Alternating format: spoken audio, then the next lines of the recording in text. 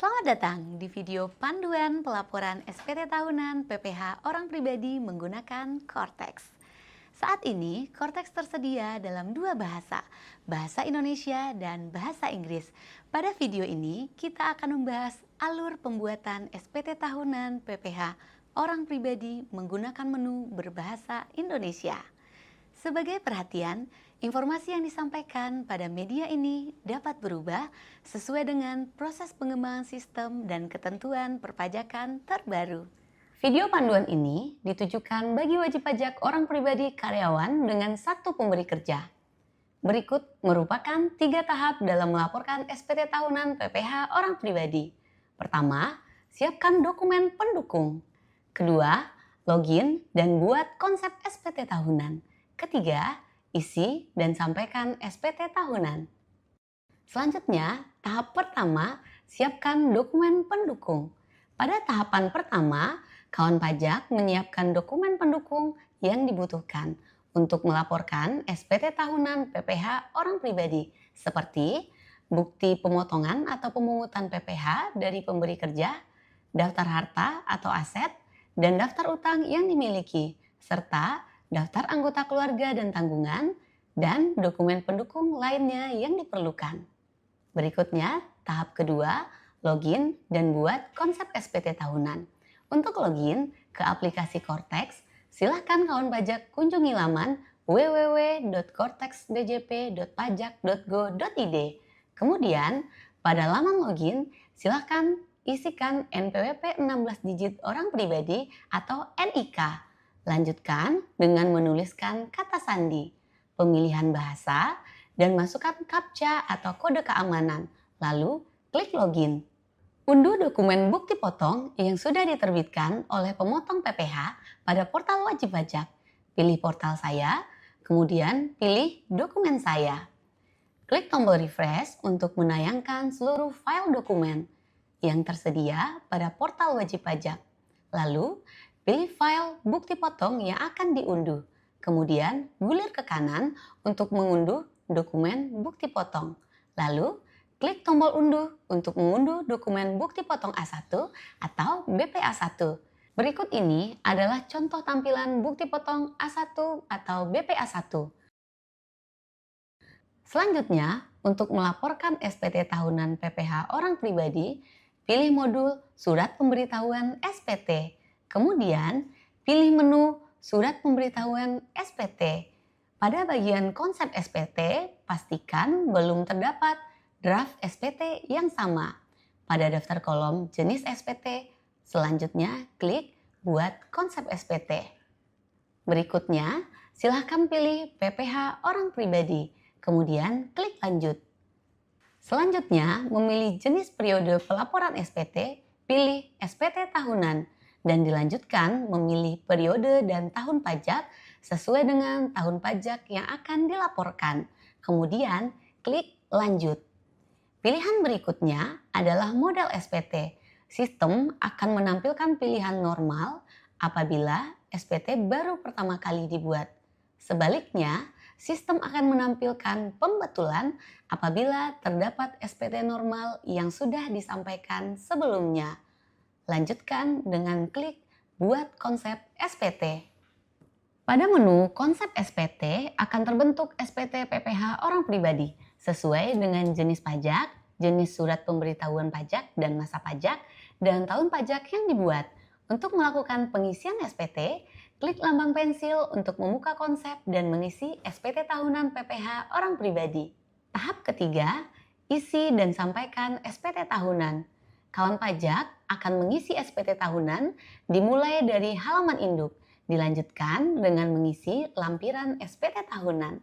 Dalam video panduan ini, kita akan melakukan pengisian SPT tahunan wajib pajak orang pribadi yang memiliki penghasilan dari satu pemberi kerja, memiliki harta dan hutang pada akhir tahun pajak, sebagaimana yang tampak pada layar.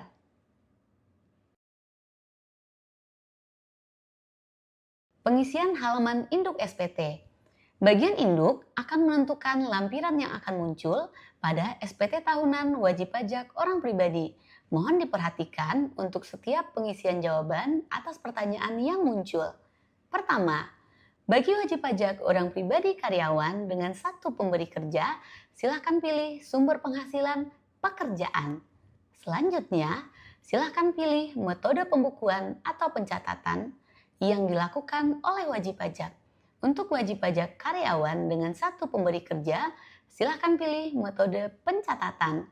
Formulir yang pertama kali tersedia pada konsep SPT tahunan PPh orang pribadi meliputi formulir induk SPT dan lampiran L1. Pada bagian A, identitas wajib pajak. Data akan terisi otomatis berdasarkan profil wajib pajak. Bagian A angka 7 dan A angka 8 hanya diisi apabila kawan pajak dengan status menikah serta memilih menjalankan hak dan kewajiban perpajakan dengan status pisah harta atau PH atau memilih terpisah atau MT dengan suami atau istri. Berikutnya, pada bagian B, ikhtisar penghasilan neto. Angka 1A pilih ya, sehingga muncul informasi untuk mengisi lampiran L1 bagian D. Angka 1B, titik 1, pilih tidak. Angka 1C, pilih tidak. Angka 1D, pilih tidak. Selanjutnya, pada bagian C, perhitungan pajak terutang. Angka 2, penghasilan neto setahun akan terisi otomatis oleh sistem berdasarkan penjumlahan bagian B angka 1A, 1B, 1C, dan 1D. Angka 3, pilih tidak. Selanjutnya, angka 4 terisi otomatis oleh sistem berdasarkan perhitungan dari angka 2 dan angka 3. Selanjutnya, angka 5, pilih PTKP yang sesuai dengan status PTKP kawan pajak. Pilih TK 0. Angka 6 dan angka 7 akan terisi otomatis. Angka 8, pilih tidak dan angka 9 akan terisi otomatis. Pada bagian D, kredit pajak. Angka 10A, pilih ya. Angka 10B dan 10C terkait dengan angsuran dan surat tagihan pajak untuk PPh pasal 25 dan STP PPh pasal 25 dapat dilewati. Angka 10D pilih tidak. Karena pada video panduan ini, kawan pajak hanya menerima penghasilan sebagai karyawan dari satu pemberi kerja. Berikutnya, bagian E, PPh kurang atau lebih bayar. Angka 11A merupakan hasil penghitungan oleh sistem dari bagian sebelumnya. Angka 11B dan 11C diisi otomatis oleh sistem. Pada bagian F, pembetulan hanya diisi jika modal SPT tahunan adalah pembetulan. Pada bagian G, permohonan pengembalian PPh lebih bayar dilengkapi jika SPT tahunan berstatus lebih bayar dan mengajukan pengembalian PPh lebih bayar ke DJP.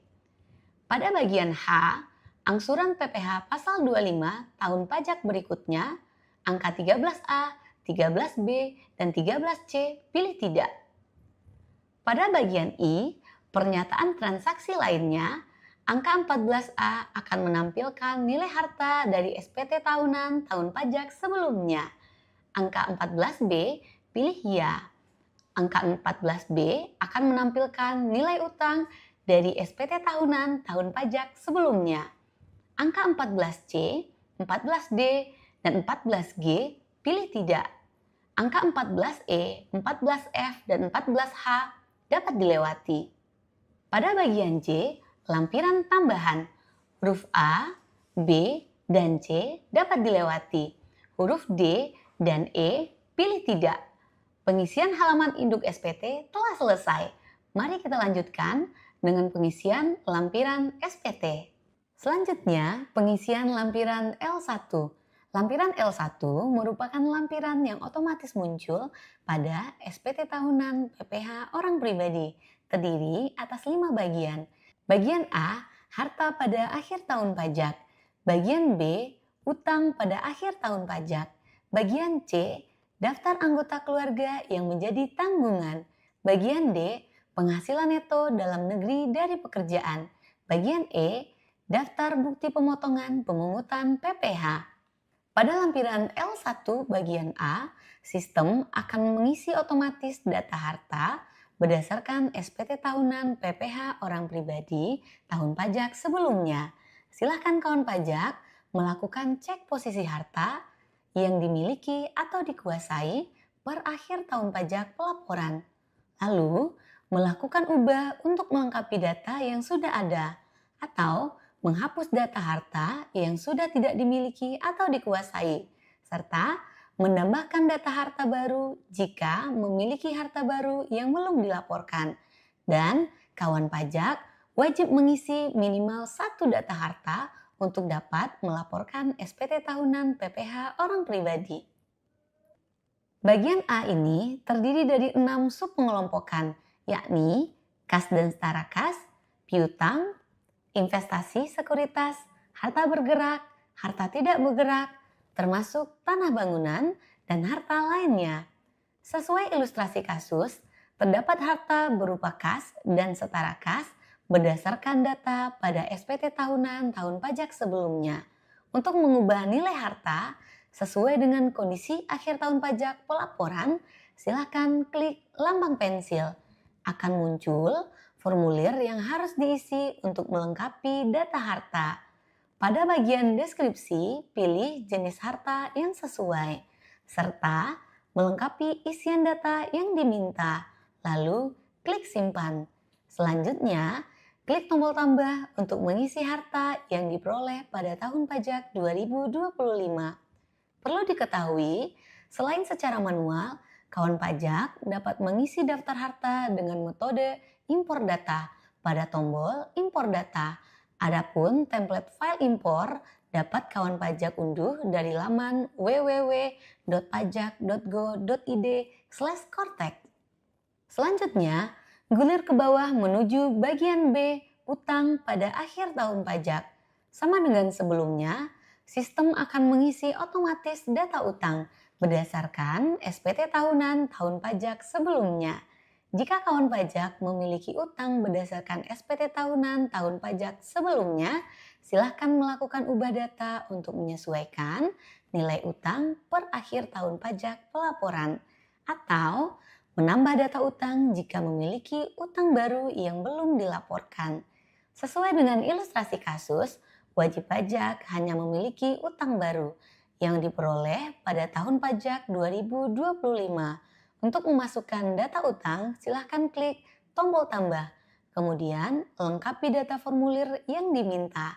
Lalu, klik simpan. Berikutnya, lampiran L1 bagian C.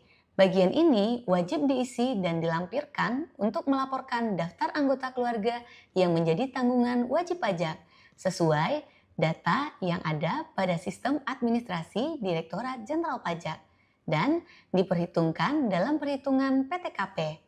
Sistem akan mengisi otomatis data anggota keluarga berdasarkan data unit keluarga pada informasi profil wajib pajak. Apabila data tidak sesuai, kawan pajak dapat mengubahnya melalui modul portal wajib pajak, lalu ubah pada menu unit pajak keluarga. Selanjutnya, gulir ke bawah bagian D, penghasilan neto dalam negeri dari pekerjaan.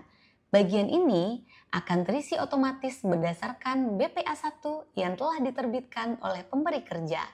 Dan kawan pajak dapat menambah data penghasilan dari pekerjaan lain jika diperlukan dengan klik tombol tambah. Sesuai dengan ilustrasi kasus, untuk nilai penghasilan neto yang berasal dari satu pemberi kerja telah terisi secara otomatis sehingga tidak perlu ditambahkan secara manual. Berikutnya bagian E, daftar bukti pemotongan pemungutan PPh. Bagian ini akan terisi otomatis berdasarkan jumlah pajak penghasilan yang telah dipotong oleh pemberi kerja sesuai dengan BPA1 yang telah diterbitkan.